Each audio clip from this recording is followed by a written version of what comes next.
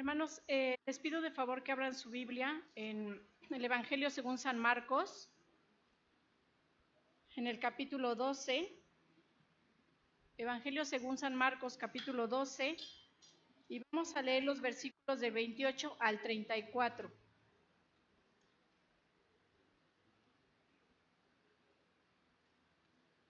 Marcos 12, 28 al 34.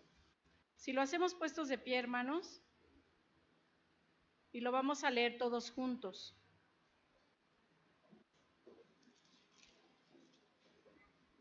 Marcos 12, 28 al 34. La palabra del Señor dice así: Acordándose uno de los escribas que los habían ido a disputar y sabían que les habían respondido bien, le preguntó: ¿Cuál es el primer mandamiento de todos? Jesús le respondió: El primer mandamiento de todos es: Oye, Israel, el Señor nuestro Dios, el Señor uno es.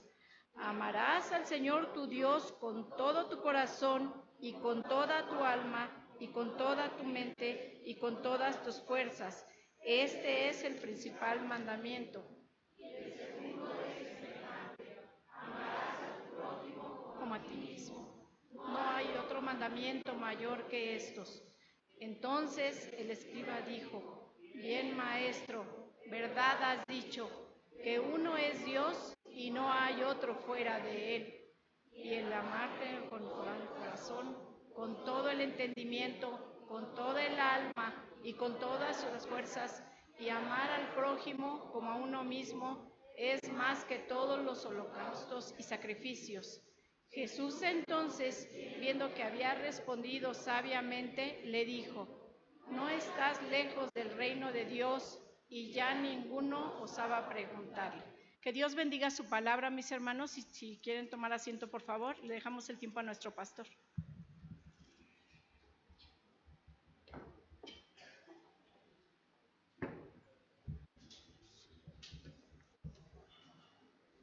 Primero lo primero.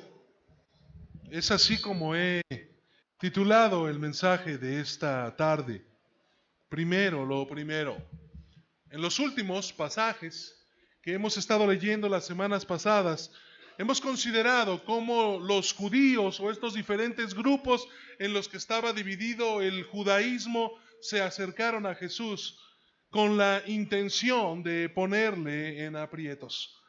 También nosotros hemos visto que ellos simplemente no se llevaban bien entre sí, pero se unieron buscando agredir, atacar directamente a Jesús. Había cierto rechazo y obviamente odio en su corazón. La razón por este rechazo era porque Jesús había mostrado que Él era bueno, porque Jesús había enseñado y vivía con fidelidad lo que las Escrituras decían, porque Él ponía en evidencia la maldad que había en el corazón de esos hombres que constantemente falseaban y enseñaban de manera incorrecta lo que la palabra de Dios decía. Cuando yo pienso en estos grupos, es doloroso el darnos cuenta que ellos pudieron haber decidido obedecer a Jesús, pudieron haber decidido amarlo y admirarlo y seguirle, pero prefirieron dejarse llevar por el odio, prefirieron dejarse llevar por la envidia. Y es en este escenario en donde el último en aparecer de estos grupos judíos con una pregunta fue un escriba. Y la pregunta que este hombre le hace a Jesús era típica de uno de ellos. Los rabinos habían identificado por lo menos de la ley 613 mandamientos. De esos 10 mandamientos que el Señor les había dado a través de Moisés, estos hombres derivaron 613 leyes, que por supuesto daban pauta y pie a una serie de discusiones y de alegatos entre ellos mismos, diferentes maneras en las que sostenían complicadas discusiones en torno a lo que Dios quería de la vida de su pueblo. ¿Tenían todos estos mandamientos la misma importancia? ¿Cuál de ellos era el más importante? Pero si dejando a un lado esas interminables discusiones o debates que seguramente ellos como judíos tenían sobre el tema, yo estoy convencido que no cabe la menor duda que este asunto sí es importante y sigue teniendo una relevancia grave y grande para todos nosotros. Hoy en día muchos nos acercamos a la palabra de Dios y ponen énfasis en temas como el sábado, en temas como el ayuno, en temas con que si está bien diezmar o no hacerlo, como si estas cosas, mis hermanos, fueran las más importantes que la Biblia nos enseña. Por otro lado también está la opinión, una opinión popular que sostiene que porque no somos tan malos, aquellas personas que normalmente no estudian la Biblia y creen que por no haber matado a alguien, robado o violado, ya han cumplido con los principales mandamientos de Dios y simplemente son dignos de recibir la salvación, y Dios entonces, al no ser tan malos, no los va a condenar. Para saber, hermanos, si estas actitudes son las correctas, creo que es muy importante que el día de hoy nosotros podamos volver a escuchar la respuesta que Jesús le da a este escriba, para que entonces nosotros podamos aprender y valorar qué es lo que realmente importa. Y lo primero, mi amado hermano, que yo entiendo que debemos entender es que hay un solo Dios verdadero. Lo primero que usted y yo debemos de tener más que claro es que hay un solo Dios verdadero. ¿Cuál es el más importante?, le preguntaban a él. Jesús contestó: el mandamiento más importante es: escucha, oh Israel, el Señor nuestro Dios es el único Señor. Era habitual en Jesús. Él iba a responder a esa pregunta con las Escrituras. Jesús cita el Shema, ese Shema famoso que el Señor dio a los judíos. Escucha, oh Israel, Jehová nuestro Dios uno es, y amarás a Jehová tu Dios de todo tu corazón y de toda tu alma y con todas tus fuerzas. Vamos a ver más adelante cómo Jesús incluso hasta aumenta una situación más, que es con toda tu mente. Pero el primer punto, hermano, de este resumen consistía en una declaración que nosotros tenemos como base de nuestras creencias, y es el monoteísmo. Nosotros creemos en un solo Dios. Sí, es un Dios en tres personas, pero no son tres, es uno en tres. No creemos en más dioses, no tenemos más personalidades, ni personas, ni cosas que adoramos. Solamente lo hacemos a Dios. ¿Por qué? Porque la palabra afirma que hay un solo Dios, que hay un solo Dios vivo, que se identifica con el nombre de Jehová. Ese es el Dios al que usted y yo adoramos. Él es el Señor, es creador de todo cuanto existe, es el sustentador de todo lo que Él mismo creó, y fuera de Él no hay otro. No hay otro. Dios, hermanos, Dios es el único al que usted y yo debemos adorar. En la actualidad hay muchas personas que, aunque dicen creer en Dios, la problemática en realidad no está en si tienen fe o no. El verdadero problema es en qué Dios es en el que creen. Y en la práctica, aún muy grave, a qué Dios es al que realmente sirven. Hoy en día, uno de los dioses que la sociedad más en verdad reconoce y aún de culto, porque es en todas partes donde lo vemos, es el sexo. Hay mucha gente que, aunque no se puede dar cuenta, en realidad tiene al sexo como su Dios. Los antiguos también lo tenían, le llamaban a algunos Afrodita. Lo mismo ocurre con otras muchas viejas divinidades paganas que encontramos en las Escrituras. Por ejemplo, el alcohol, al que muchos han entregado sus vidas como si se tratara de un dios al cual quisieran servir. Los griegos llamaban a ese dios Baco o Dionisio. Era el dios precisamente del alcohol. Quizá podríamos hablar de la guerra, podríamos hablar del dinero, podríamos hablar del placer, de la fama, de la fortuna, y puedo seguirme. Cada vez, mi amado hermano, que algo toma el lugar de Dios en nuestro corazón, se está convirtiendo en aquello a lo cual nosotros adoramos. Dios es el único que quiere ocupar nuestra mente, nuestro corazón, nuestra alma y nuestras fuerzas. Cada vez que un hombre incrédulo se enfrenta con alguna circunstancia en su vida, pues ellos dicen que es por suerte. ¡Qué buena suerte! ¡Qué suerte que te encontré! ¡Qué suerte que pudimos ir! ¡Qué suerte que pudieron ayudarnos! Eso, hermano, es darle mucho valor al azar. Y había una diosa griega que estaba destinada al azar. Esa diosa llevaba el título de Tique. Y yo creo que en la actualidad hay muchos evolucionistas que siguen creyendo en algo así, aunque no le llaman Tique.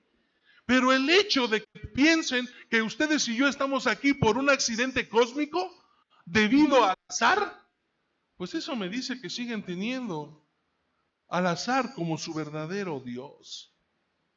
Por lo tanto, hermano, la primera cuestión en la que nosotros tenemos que enfrentarnos en la realidad no es en la de si creemos en Dios o no. La gente cree, nuestro pueblo cree, la sociedad mexicana es reconocida por creer. El problema de nuestra gente no es la fe. El problema de nuestro país es que somos idólatras. Muchos alrededor de nosotros creen en Dios, pero creen en un Dios visto en una imagen, creen en un Dios que pueden traer colgado en una piedrita. Hay gente que confía en que si nadie toca una piedrita va a tener buena suerte. Hay gente que no sale de su casa por las mañanas si no lee los horóscopos para saber qué es lo que le dan a dar los astros. No es falta de fe.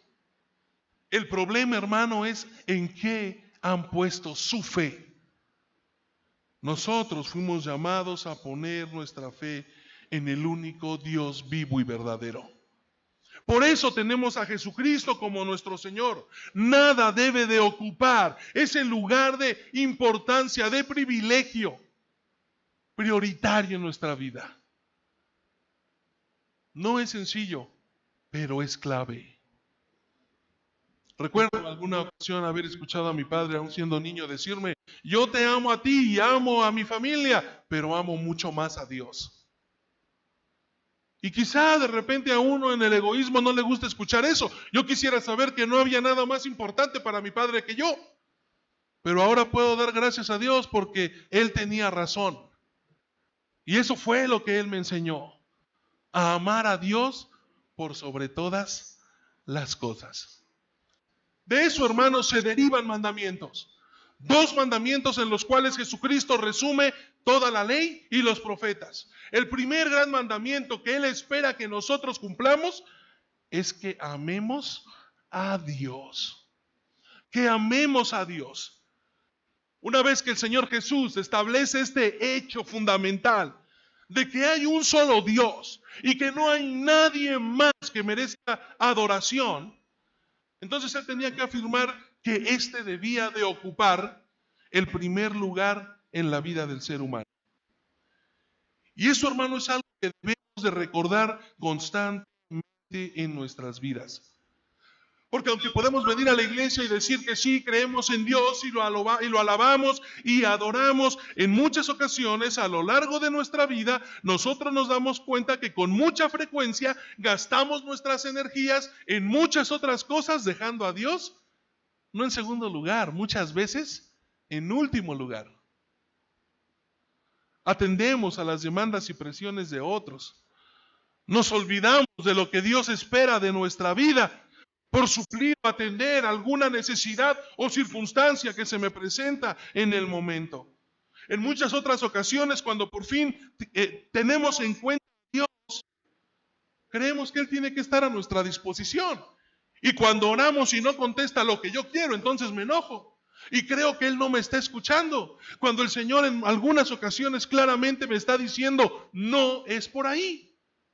Lo que tú me estás pidiendo no es lo que tengo para ti.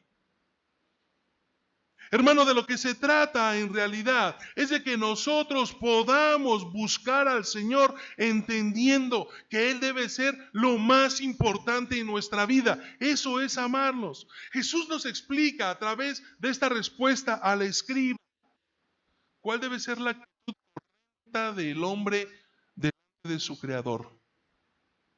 Y la actitud correcta la define el Señor en una sola palabra: amor. Tienes que amar a Dios por sobre todas las cosas. El hombre, hermano, fue diseñado para amar a Dios sobre todo su ser. Fue diseñado para amar a Dios con todas sus facultades.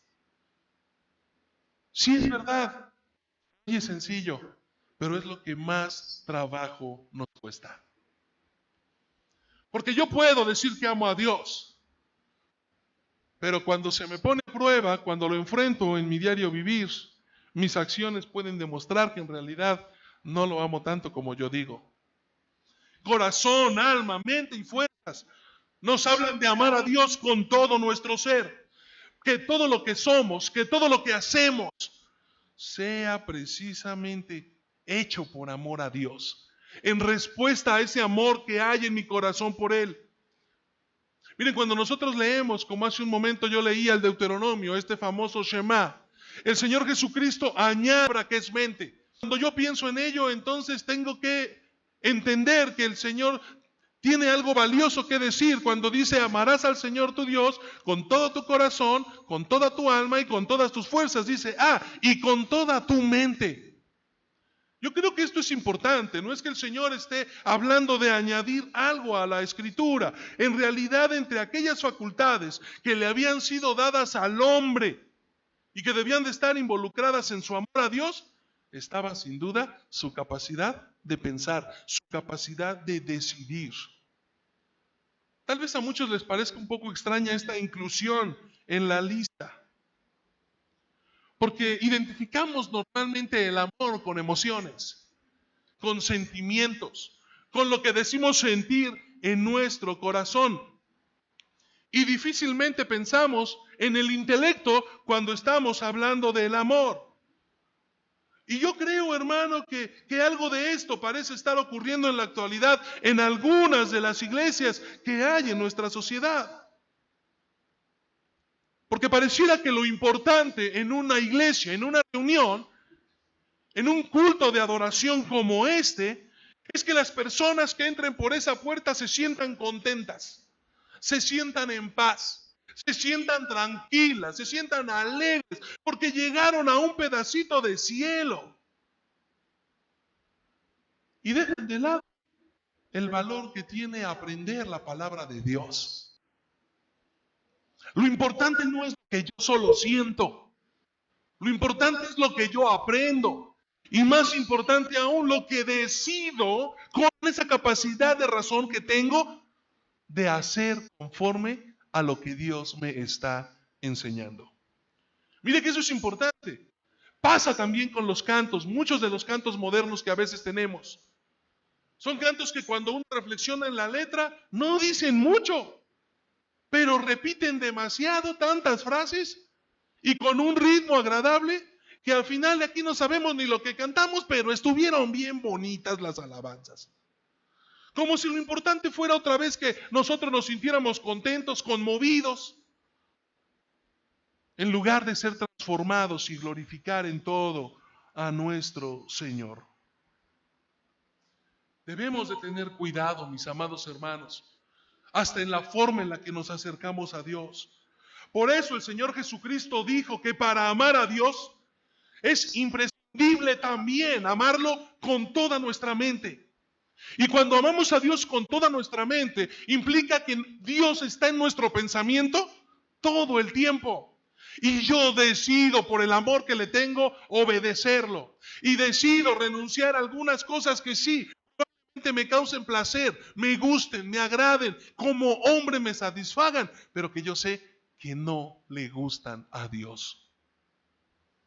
Y como lo tengo presente, como está dentro también de mi mente, yo nunca lo ignoro ni lo dejo de lado.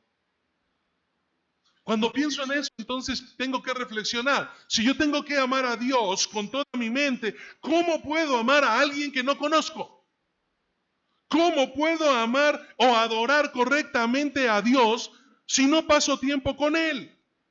Hermano, la única forma de conocerle a Dios es a través de su palabra. Por eso hay mucha gente que llega conmovida y con necesidades a las iglesias. Y en la iglesia escucha que se le promete que se acerque a Dios y todo va a cambiar.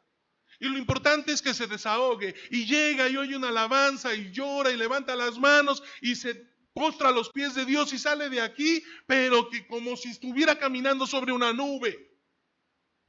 Pero cuando se enfrenta a una realidad en donde las cosas siguen igual, en donde las necesidades siguen en verdad a piel de vista, en donde yo no puedo voltear e ignorar lo que está pasando, esa gente deja de no solamente de sentir bonito, sino simplemente se aleja, porque ya no encontró lo que buscaba. Cuando lo que realmente es importante es que nosotros nos acerquemos a Dios y no solamente podamos sentir un momento de tranquilidad o paz, sino sea una constante, pero esa constante se produce única y exclusivamente a través de una relación íntima con Dios. La mujer samaritana incluso reprendió, o fue reprendida más bien por Jesucristo por esta situación, porque esta mujer estaba allí lo que estaba pasando y Jesús le dice, ese es el problema de los samaritanos, ustedes adoran lo que no conocen, ustedes adoran lo que no entienden. Tal vez, hermanos, nuestras intenciones sean buenas, pero quizá lo estamos haciendo mal. No se puede amar ni adorar a un Dios al que no conocemos. Miren, el apóstol Pablo se sorprendía de la religiosidad que había en medio del pueblo griego. Esos antiguos atenienses de verdad que eran religiosos. Ellos incluso habían dejado un altar libre al Dios desconocido. Tenían un montón de dioses, pero por si aquellas dudas, ahí había uno listo para el Dios desconocido. Fíjense la agilidad de este hombre. Pablo llega y dice, ese altar que ustedes tienen allí libre es precisamente el que va a ocupar el único Dios que es vivo y verdadero. Ese altar debe de ser para Jehová de los ejércitos. Él comenzó a explicarles quién era Dios. Ese Dios al que ellos desconocían. El único Dios digno de recibir adoración. Hermanos, si no conocemos a Dios, nuestro amor por Él no va a pasar de ser un acontecimiento momentáneo, una atracción vaga y fácilmente pasajera. Nos dejamos llevar por nuestras emociones. Y hay muchos allá afuera que piensan que estar aquí tiene que ver con gente que es muy poco mental, racional, que no la ocupamos, somos borreguitos, que nos gusta seguir allí, no pensamos, nos dejamos manipular, somos fácilmente influenciados y hay uno adelante de ustedes que los mueve y los manipula. Hermanos, si usted está haciendo eso, déjeme decirle que está cayendo en un error. Porque aquí usted no viene a seguir a un hombre, usted viene a seguir a Dios. Y a ese Dios se le conoce a través de su palabra. Si usted no lee la Biblia, así venga todos los domingos hasta el último día de su vida, le puedo asegurar que usted no está adorando ni conociendo verdaderamente a ese Dios. Por supuesto, mucho menos amándolo como Él espera. Dios desea que invirtamos nuestro tiempo conociéndolo. ¿Sabe que el mayor pecado del hombre es que no ama a Dios? El mayor pecado del hombre no es las violaciones, ni el homicidio, ni siquiera el suicidio o el faltarle respeto a nuestros padres, aunque todo esto sea malo. Si yo le preguntara a usted cuál cree que es el peor pecado, probablemente me diría algunos de estos. Algunos me contestarían aún más bíblicamente, pues la Biblia dice que el único pecado imperdonable es la blasfemia contra el Espíritu Santo. Pues si yo entiendo que este es el mandamiento más importante, el pecado más grande es no amar a Dios por sobre todas las cosas. Así que si hay algunos que por ahí van por la vida pensando en, este es bueno, es una buena persona, ayuda a los demás. no le da lata a nadie, no se mete con nadie, él es tranquilo, él está bien. Seguramente Dios está con él. Si esa persona, por muy buena que sea, no ama a Dios con todas sus fuerzas, con toda su mente, con toda su alma, simplemente no está adorando a Dios como él espera. Y si no está amando a Dios, simplemente entonces yo tengo que decir, está pecando. ¿Lo había pensado de esta forma? Probablemente no. Pero a los ojos de Dios, aquel que no lo ama es un gran pecador, debido a que ha desplazado del centro de su vida al único que tiene que ocupar ese lugar en su corazón, Dios. Por eso, mis amados hermanos, el primer mandamiento que tenemos es amar a Dios por sobre todas las cosas. El segundo mandamiento es muy similar: amar al prójimo como a nosotros mismos. ¿Qué fue lo que había preguntado el escriba? ¿Cuál es el mandamiento? ¿Le dijo que le diera una lista? ¿Le dijo cuál es el primero y cuál es el segundo? Este hombre solamente quería saber cuál era el mandamiento más importante, cuál era el principal de ellos. Pero como siempre, hermano, Jesús va más allá. Jesús trae retos más importantes para su vida en su contestación. Y obviamente también indica que este mandamiento es muy... Para ello Jesús vuelve otra vez a ocupar las escenas. Levítico capítulo 19, versículo 18. No te vengarás ni guardarás rencor a los hijos de tu pueblo, sino amarás a tu prójimo como a ti mismo. Y después firma el Señor diciendo, yo Jehová. ¿Quién es el que manda no guardar rencor? ¿Quién es el que manda, mi amado hermano, no guardar nada de venganza contra alguno de los que nos ha hecho mal? Dios. Es Dios el que está dándonos la orden. Jesús dijo que este segundo mandamiento era muy semejante al primero. Con esto Él estaba dándonos a entender que ambos mandamientos estaban íntimamente ligados. Y si yo entiendo bien entonces, yo tengo la obligación, el deber, la orden de amar a mi prójimo por una razón que es muy importante. Mi prójimo fue creado a la imagen de Dios. Y por lo tanto yo fui llamado a amarlo. Es imposible amar a Dios y no amar a nuestro prójimo. No debemos olvidar que, hermanos, si primeramente no amamos a Dios, tampoco vamos a poder amar correctamente a los que están a nuestro alrededor. Porque la fuente del amor verdadero no se encuentra en nosotros mismos, sino que proviene de Dios. Y solo cuando Dios es lo más importante en mi corazón, ese amor que siento por Él, entonces fluye a través de todo mi ser y yo soy capacitado por el Espíritu Santo para entonces poder amar a mi prójimo como a mí mismo. Esa es la razón por la que el ser humano no logra hacer, por más que se esfuerce, que este mundo vive en paz, que este mundo vive en armonía. No se puede. Porque lo intentamos hacer en nuestras fuerzas. Porque cada quien tiene justificación. Las guerras comienzan siempre con un propósito. Y cada uno de los adversarios tiene sus porqués. No es que sean tontos, cada uno está luchando por obtener algo. Y ese algo para ellos es lo justo, es lo correcto. El hombre por sí mismo nunca podrá amar a su semejante como a sí mismo, porque somos egoístas. El que provoca esto es el Señor. Nunca como seres humanos tendremos los recursos necesarios para manifestar este amor y para poder vivir en paz con los que nos rodean. Ahora suena medio irónico, pero de repente es complejo escuchar a la gente entonces decir y culpar a Dios por todo lo malo que pasa alrededor. Si Dios fuera tan bueno, ¿por qué hay tanta guerra? Si Dios fuera tan bueno, ¿por qué permite esto? Si Dios fuera tan bueno... Cuando, mis amados hermanos, en realidad todo eso es consecuencia de que ese Dios bueno está lejos de nuestro corazón, porque no le hemos permitido habitar en él.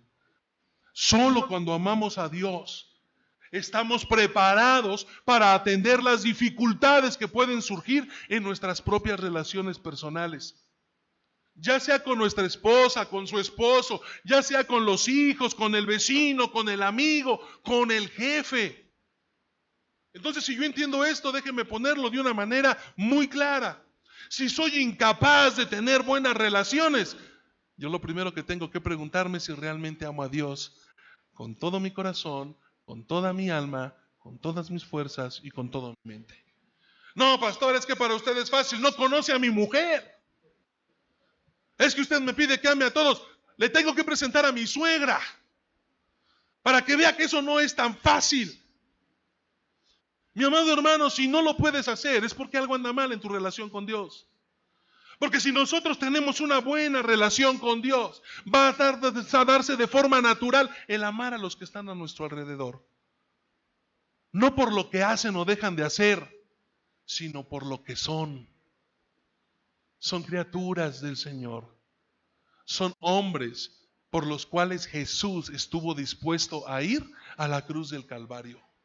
Por ellos también Jesucristo murió. Ellos también fueron hechos a imagen y semejanza del Dios al que usted y yo adoramos. Para muchos, mis hermanos, el amor no es más que una palabra bonita que nos gusta usar con frecuencia. Pero si hemos de conceder el valor que Dios le da, nosotros tenemos que reconocer que el amor es mucho más que un bello concepto. Y el apóstol Pablo para ello nos ha dejado un hermoso resumen del amor que Dios espera que nosotros tengamos. El tipo de amor que el Señor demanda que nosotros podamos tener. Déjeme leerle este pasaje en una versión diferente, la Nueva Traducción Viviente, porque yo sé que usted lo conoce. Primera a los Corintios, capítulo 13, versículos del 4 al 7. Y preste atención, hermano, yo sé que lo he escuchado muchas veces, pero escuche lo que el Señor le quiere decir a través de estos versículos. El amor es paciente y bondadoso. El amor no es celoso, ni fanfarrón, ni ofensivo. No exige que las cosas se hagan a su manera. No se irrita ni lleva un registro de las ofensas recibidas. No se alegra de la injusticia, sino que se alegra cuando la verdad triunfa. El amor nunca se da por vencido, jamás pierde la fe, siempre tiene esperanzas y se mantiene firme en toda circunstancia. ¡Wow! Cuando yo leo esto, entonces es fácil entender por qué tenemos tantos conflictos en nuestras relaciones. El amor, dice la Escritura, no es fanfarrón, no es ofensivo, no es celoso. Dice, no busca que las cosas se hagan a su manera. Pero es que esa es la manera correcta. ¿Según quién? Mis amados hermanos, esta es la clase de amor a la que el Señor apela y demanda que nosotros vivamos. El amor del que Cristo nos habla es ante todo un amor activo, un amor capaz de sacrificarse. En otras palabras, el amor es una decisión que me lleva a la acción. Puede ser que me oiga demasiado antirromántico, ¿no? Pero esta idea a veces de la media naranja, esta idea de eres el amor de mi vida, Dios te creó justamente para mí, ¿no? Van de la mano el día de mañana con es que el amor se acaba. Sobre el corazón paz no se manda. El amor se murió, se acabó. No hay nada que pueda revivirlo. ¿Sabe por qué es fácil excusarnos en esto? Porque no entendemos cuál es el verdadero concepto del amor. Yo decido a quién amar. Yo decido a quién amar. Y esa decisión me lleva a ser tolerante, me lleva incluso a sacrificar mis derechos porque amo a la persona que está a mi lado. Eso es amor. Es una decisión que me lleva a hacer cosas. Sí, es muy poco romántico, es mucho más bonito decir, ay, somos la media naranja, la pareja perfecta. Eso no existe, hermano. Insisto, suena muy feo, pero a mí de repente, poniéndome romántico, si alguien me pregunta, ¿y usted de verdad, sí, gracias a Dios que conoció a Nash, fue la mujer que Dios creó para usted? Yo creo que yo hubiera podido ser feliz con otras más. De veras, si yo lo hubiera decidido, hay cosas de otras personas que seguramente también podrían llenar mi corazón. Porque yo decido a quién amar. Y yo decidí amar a esa mujer. Y esa mujer me ha hecho feliz. Y le pido a Dios que me ayude a amarla de tal modo que todo lo que ella pueda llegar a hacer no impida que yo deje de buscar siempre seguirla amando. Y le pido a Dios que esa mujer nunca deje de esforzarse por también aguantar y soportar todas las tonterías, locuras y demás que hace el hombre que tiene a su lado. Porque amar, hermano, es una decisión. Por eso en el noviazgo y demás, no, pues todo es alegría. Cuando alguien está casado y anda haciendo cosas que no debe y anda ahí con la amante, pues es que esta sí me entiende, me da lo que mi mujer no. Pues sí, compartes con ella un ratito. A esa es a la que llevas a tomar el café, le compras el helado, ¿no? La tratas bonito, pero la que vive contigo, te lava los chones, te huele las patas, es tu mujer. Eso no es tan sencillo, pero eso es amor. Ahí es en donde se da uno cuenta quién es el que ha tomado la decisión correcta. Amar, mis amados hermanos, es decidir. ¿Podemos entonces comprender lo que significa amar a nuestro prójimo? El amor es mucho más que palabras. El amor implica acciones concretas. Cualquier padre dudaría si su hijo le dice que lo ama, al tiempo lo desobedece una y otra vez. Lo mismo ocurre en nuestra relación con Dios. El Señor Jesucristo dijo que la obediencia a su palabra era una demostración clara de que le amamos. ¿De veras aman a Dios?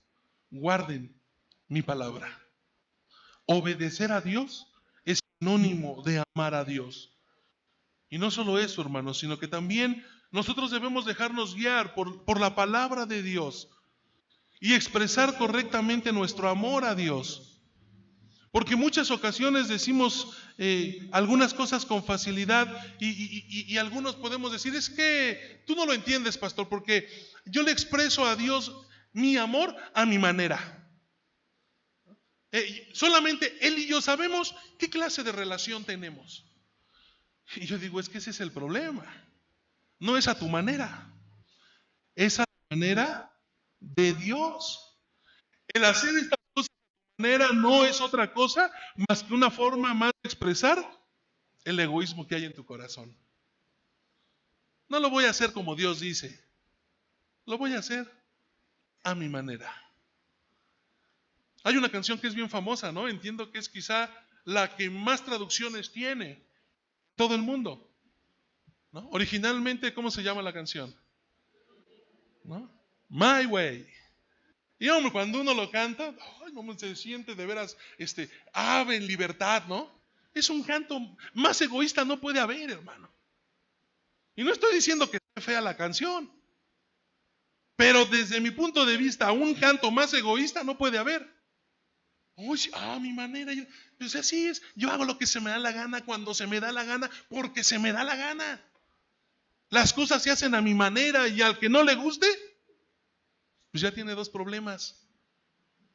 Sorry, pero como cristianos, yo creo que eso está lejos de la voluntad de Dios. Porque Dios no quiere que hagamos las cosas a nuestra manera, quiere que lo hagamos a su manera. Quiero invitarle, hermano, a que usted pueda tener claras sus prioridades. Dele la importancia primero a lo primero. Y yo le aseguro que las cosas en nuestra vida no van a mejorar. Los problemas no se van a solucionar de un momento a otro. Pero sí le aseguro que usted va a poder vivir con paz en su corazón, con gozo aún en medio de la tribulación, porque ha decidido amar a Dios, sabiendo que Dios lo ama a usted y lo ha capacitado para amar a los que le rodean. Primero lo primero. Vamos a orar. Dios, gracias, Señor, por tu palabra. Gracias, Señor, por lo que nos enseñas el valor que tiene el amarte. Padre, perdóname porque reconozco que muchas veces te he amado a mi forma, a mi manera. Discúlpame, Dios, por eso. Pon en mi corazón el anhelo de buscar amarte siempre a tu manera, de buscar amar a mi prójimo más que a mí mismo, Dios, de poder ser como Jesús, de poder renunciar quizá a mis derechos más básicos, entendiendo que lo más importante es darte la gloria a ti y servir a los que me rodean. Ayúdanos, Padre, a tener claras nuestras prioridades. Ayúdanos, buen Dios, a ser los hijos que tú quieres que seamos. Te lo pido en el nombre poderoso de Jesús. Amén.